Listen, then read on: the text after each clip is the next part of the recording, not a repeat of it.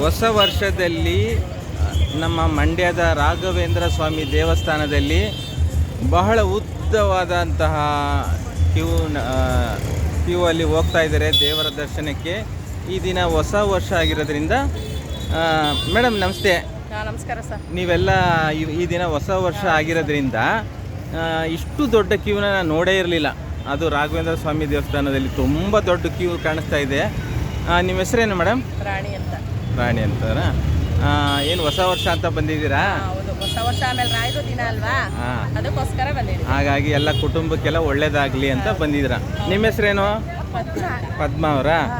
ನೀವು ಹಾಗೇನೆ ದೇವಸ್ಥಾನಕ್ಕೆ ಬಂದಿದ್ದೀರಾ ಒಳ್ಳೇದಾಗಲಿ ಅಂತ ಹೇಳಿ. ನಿನ್ನ ಹೆಸರೇನಪ್ಪ?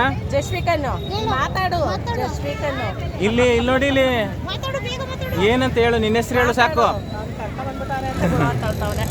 Thank you madam, thank you. ಎಲ್ಲ ನಮ್ಮ ಮಂಡ್ಯದ ರಾಘವೇಂದ್ರ ಸ್ವಾಮಿ ದೇವಸ್ಥಾನದಲ್ಲಿ ಈ ಬೃಹತ್ತಾದಂತಹ ಜನಸಂಖ್ಯೆ ಸೇರಿದೆ.